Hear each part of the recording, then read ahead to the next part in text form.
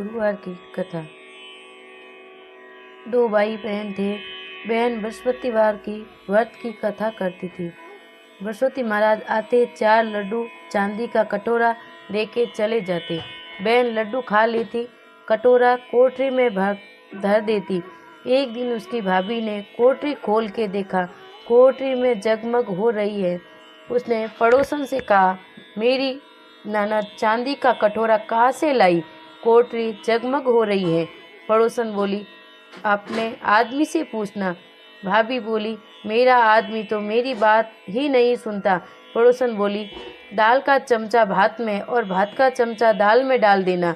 दूसरे दिन भाभी ने दाल का चमचा भात में और भात का चमचा दाल में डाल दिया। लड़की का भाई बोला, तू पागल हो गई है। भाभी बोली, पागल मैं नहीं हो रही, तुम्हारी बहन हो रही है। पता नहीं कहाँ से चांदी के कटोरे ला लाकर कोठरी भर रखी है। पूरी कोठरी जगमग कर रही है, इसे घर से निकाल दो। भाई जाकर अपनी बहन से बोला, जीजी मामा के घर चले। बहन जानती थी कैसे मामा के घर ले जा रहा है।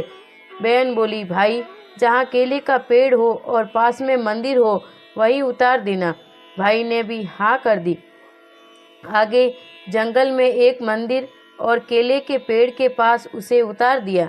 बृहस्पतिवार का दिन था। लड़की ने केले के पेड़ की पूजा की, बृहस्पति की कहानी कही।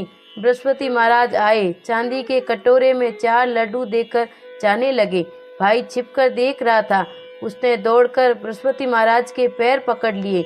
बृहस्पति बोले, छोड़ पापी मेरे पैर, ये तो सत का व्रत करती हैं। चांदी का कटोरा मैं देकर जाता हूँ, तू इसे कलंक लगा रहा है। भाई बहन को लेकर वापस घर आ गया। भाभी दरवाजे पर खड़ी देख रही थी। बोली, इसको फिर लेकर आ गए। भाई बोला, इसे कुछ मत कहना, ये बृहस्पति के व्रत करती है, वो ही इसे चांदी का कटोरा देकर जाते हैं।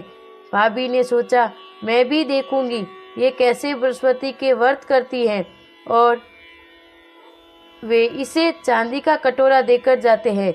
वो जाकर सारे पड़ोस में सबको बोल आई, सब अपने अपने बच्चे लेकर आ जाना, मेरी ननद बृहस्पतिवार का व्रत करती है, सबको 4 लड्डू और चांदी का कटोरा मिलेगा।